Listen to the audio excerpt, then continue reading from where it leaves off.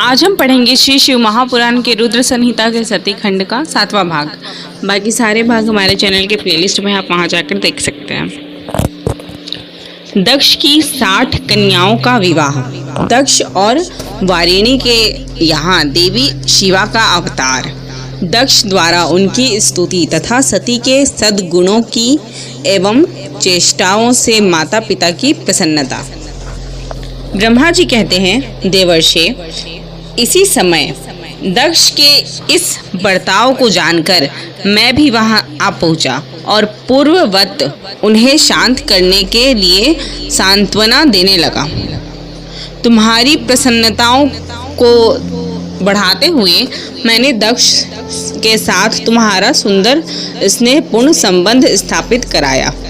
तुम मेरे पुत्र हो, मुनियों में श्रेष्ठ और संपूर्ण देवताओं के प्रिय हो, अतः बड़े प्रेम से तुम्हें आश्वासन देकर मैं फिर अपने स्थान पर आ गया। तदनंतर प्रजापति दक्ष ने मेरी अनुनय के अनुसार अपनी पत्नी के गर्भ से 60 सुंदरी कन्याओं को जन्म दिया और आलस्य रहित हो धर्म आदि के साथ उन सबका विवाह कर दिया। मुनीश्वर, मैं उसी प्रसंग को बड़े प्रेम से कह रहा हूँ, तुम सुनो। मुने, दक्ष ने अपनी 10 कन्याएं विधि पूर्वक धर्म को ब्याह दी, 13 कन्याएं कश्यप मुनि को दे दी और 27 कन्याओं का विवाह चंद्रमा के साथ कर दिया।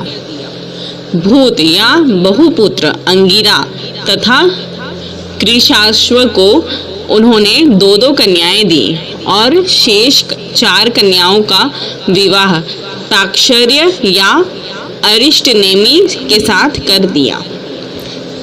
इन सबकी संतान परंपराओं से तीनों लोक भरे पड़े हैं, अतः विस्तार भय से उनका वर्णन नहीं किया जाता। कुछ लोग शिवा या सती को दक्ष की ज्येष्ठ पुत्री बताते हैं, दूसरे लोग उन्हें मझली पुत्री कहते हैं तथा कुछ अन्य लोग सबसे छोटी पुत्री मानते हैं। कल्प भेद से ये तीनों मत ठीक है। पुत्र और पुत्रियों की उत्पत्ति के पश्चात पत्नी सहित प्रजापति दक्ष ने बड़े प्रेम से मन ही मन जगदम्बिका का ध्यान किया, साथ ही गदगद वाणी से प्रेम पूर्वक उनकी स्तुति भी की। बारंबार अंजलि बांध नमस्कार करके वे विनीत भाव से देवी को मस्तक झुकाते थे। इससे देवी शिवा संतुष्ट हुई और उन्होंने अपने प्रण की पूर्ति के लिए मन ही मन यह विचार किया कि अब मैं वारिणी के गर्भ से अवतार लूं। ऐसा विचार कर वे जगदम्बा दक्ष के हृदय में निवास करने लगी। मुनि श्रेष्ठ, उस समय दक्ष की बड़ी शोभा होने लगी। फिर उत्तम मुहूर्त देखकर दक्ष ने अपनी पत्नी में प्रसन्नता पूर्वक गर्भाधान किया। तब दयालु शिवा दक्ष पत्नी के चित्त में निवास करने लगी। उनमें गर्भधारण के सभी चिन्ह प्रकट हो गए। तात उस अवस्था में वारिणी की शोभा बढ़ गई और उसके चित्त में अधिक हर्ष छा गया। भगवती शिवा के निवास के प्रभाव से वारिणी महामंगल रूपिणी हो गई। दक्ष ने अपने कुल संप्रदाय, वेद ज्ञान और हार्दिक उत्साह के अनुसार प्रसन्नता पूर्वक पुंसवन आदि संस्कार संबंधी श्रेष्ठ क्रियाएं संपन्न की। उन कर्मों के अनुष्ठान के समय महान उत्सव हुआ। प्रजापति ने ब्राह्मणों को उनकी इच्छा के अनुसार धन दिया। उस अवसर पर वारिणी के गर्भ में देवी का निवास हुआ जानकर श्री विष्णु आदि सब देवताओं को बड़ी प्रसन्नता हुई। उन सब ने वहां आकर जगदम्बा का स्तवन किया और समस्त लोगों का उपकार करने वाली देवी शिवा को बारंबार प्रणाम किया। वे सब देवता प्रसन्नचित हो दक्ष प्रजापति तथा वीरिणी की भूरी भूरी प्रशंसा करके अपने अपने स्थान को लौट गए। नारद, जब 9 महीने बीत गए तब लौकिक गति का निर्वाह कराकर 10वें महीने के पूर्ण होने पर चंद्रमा आदि ग्रहों तथा ताराओं की अनुकूलता से युक्त सुखद मुहूर्त में देवी शिवा शीघ्र ही अपनी माता के सामने प्रकट हुई। उनके अवतार लेते ही प्रजापति दक्ष बड़े प्रसन्न हुए और उन्हें महान तेज से देदीप्यमान देख उनके मन में यह विश्वास हो गया कि साक्षात वे शिवा देवी ही मेरी पुत्री के रूप में प्रकट हुई हैं। उस समय आकाश से फूलों की वर्षा होने लगी और मेघ जल बरसने लगे।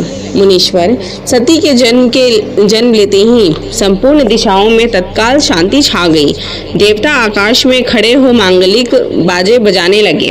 अग्निशालाओं की बुझी हुई अग्नियां सहसा प्रज्वलित हो उठी और सब कुछ परम मंगलमय हो गया।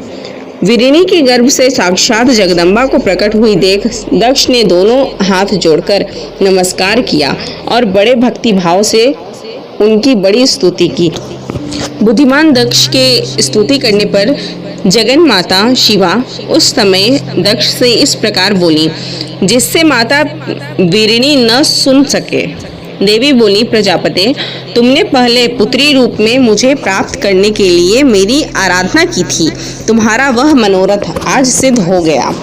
अब तुम उस तपस्या के फल को ग्रहण करो। उस समय दक्ष से ऐसा कहकर देवी ने अपनी माया से शिशु रूप धारण कर लिया और शैशव भाव प्रकट करती हुई वे वहां रोने लगी। उस बालिका का रोदन सुनकर सभी स्त्रियां और दासियां बड़े वेग से प्रसन्नता पूर्वक वहां आ पहुंची। असिकनी की पुत्री का अलौकिक रूप देखकर उन सभी स्त्रियों को बड़ा हर्ष हुआ। नगर के सब लोग उस समय जय जयकार करने लगे। गीत और वाद्यों के साथ बड़ा भारी उत्सव होने लगा। पुत्री का मनोहर मुख देखकर सबको बड़ी ही प्रसन्नता हुई। दक्ष ने वैदिक और कुलोचित आचार का विधि पूर्वक अनुष्ठान किया, ब्राह्मणों को दान दिया और दूसरों को भी धन बांटा। सब और यथोचित गान और नृत्य होने लगे। भांति भांति के मंगल कृत्यों के साथ बहुत से बाजे बजने लगे। उस समय दक्ष ने समस्त सद्गुणों की सत्ता से प्रशंसित होने वाली अपनी उस पुत्री का नाम प्रसन्नता पूर्वक उमा रखा। तदनंतर संसार में लोगों की ओर से उसके और भी नाम प्रचलित हुए, जो सबके सब महान मंगलदायक और विशेषतः समस्त दुखों का नाश करने वाले हैं। वीरिणी और महात्मा दक्ष अपनी पुत्री का पालन करने लगे तथा वह शुक्ल पक्ष की चंद्रकला के समान दिनों दिन बढ़ने लगी। द्विज श्रेष्ठ बाल्यावस्था में भी समस्त उत्तमोत्तम गुण उसमें उसी तरह प्रवेश करने लगे, जैसे शुक्ल पक्ष के बाल चंद्रमा में भी समस्त मनोहारिणी कलाएं प्रविष्ट होती हैं।